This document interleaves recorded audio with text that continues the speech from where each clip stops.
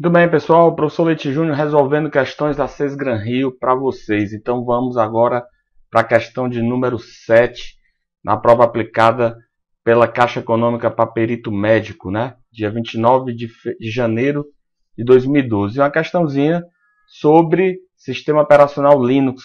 E o que é que tem de interessante no Linux? Como aluno Gold, você pode acessar lá o nosso curso de Linux, está lá no site. Então você tem acesso a esse curso e você pode ver algo a mais sobre esse sistema operacional que vem aí revolucionando o mercado de sistemas operacionais. Então vamos aqui para a questão de número 7, que diz o seguinte: são características relacionadas ao sistema operacional Linux, né? Então, o que é que tem? Quais são as características? O que é que o Linux tem de interessante para ser colocado na questão de prova? A teoria dele. É o que é mais cobrado no Linux, é a sua teoria. Então, na letra A diz o seguinte: desenvolvimento em código proprietário. Ó, toda vida que falar numa prova relacionada a Linux, código proprietário, isso vai estar sempre falso. Por quê? Porque o Linux se baseia em software livre, em código livre, em código aberto. Então isso será sempre uma característica do Linux. Open source, código aberto, qualquer pessoa pode ter acesso ao seu código e consequentemente poder, né, verificar como ele foi feito, como é que as instruções, melhorar, aperfeiçoar. Essa é a característica principal do Linux. Instalação única por equipamento. Não. Você pode instalar várias versões do Linux no mesmo equipamento. Para isso, basta fazer o quê? Basta gerar partições. Partições. Ou você pode também fazer o quê? Você pode instalar aquela versão do Linux em vários computadores diferentes. Então, letra A, falsa, né? Vamos para a letra B. Vários ambientes gráficos personalizáveis e vários interpretadores de comandos. Então, nós temos aí no Linux essa característica. Vários ambientes gráficos. Vou citar aqui dois bem característicos, que é o KDE. E nós temos o GNOME, que são os dois ambientes gráficos do Linux, certo?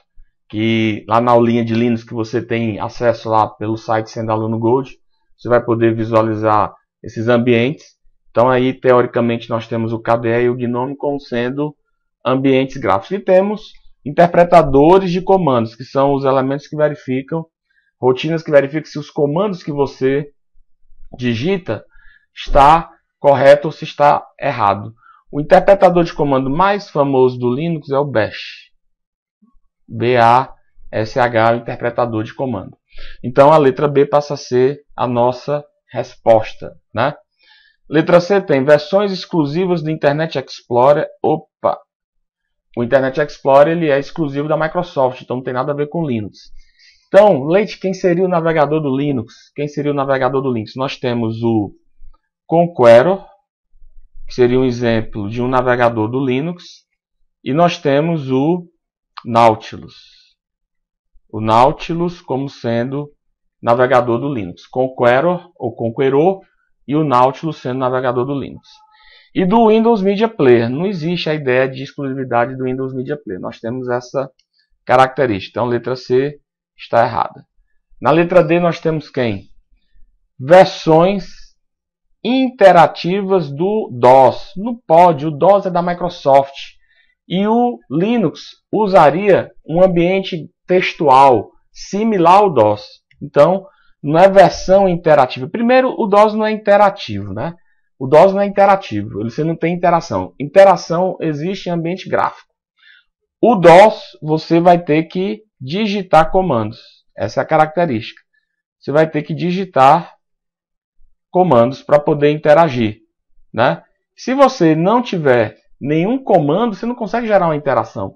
Vai ficar uma telinha piscando, você olhando para ela e não poder acontecer nada.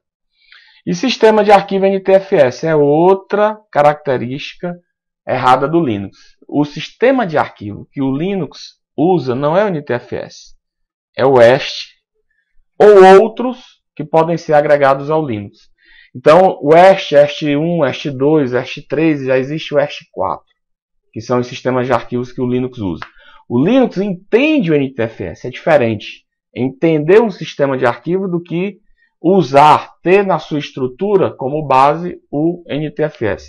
No caso, o NTFS passa a ser o sistema de arquivos do Windows e não do Linux, tornando a letra D também um item falso.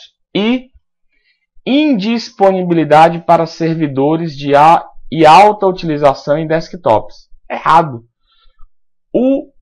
Graficamente, se a gente for pegar uma fatia, o Linux ele ocupa a maior fatia para servidores, por ser um sistema operacional extremamente estável e robusto, né?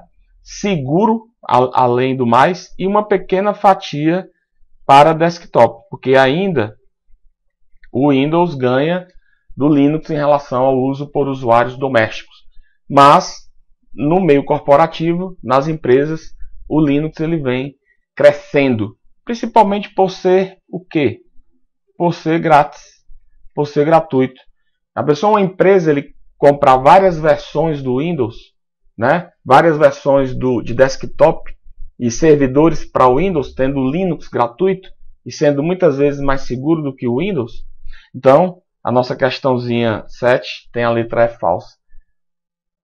Como resposta da questão 7, letra B de bola, como a gente tinha falado anteriormente. Então, sempre as questões de Linux, pessoal, são questões teóricas. É muito difícil ter uma questão visual de Linux, até mesmo porque existem várias distribuições, várias versões do Linux. E fica difícil estudar todas elas e decorar tudo que está relacionado. Então, sempre o pessoal coloca questões teóricas. Sempre a nossa teoria ela é analisada de uma forma textual. Então você tem o material didático lá no site, você tem um curso de Linux lá no site, e com esse curso e com esse material você conseguiria tranquilamente resolver essa questão. Daqui a pouco a gente volta com mais outra questãozinha 6 Gran Rio.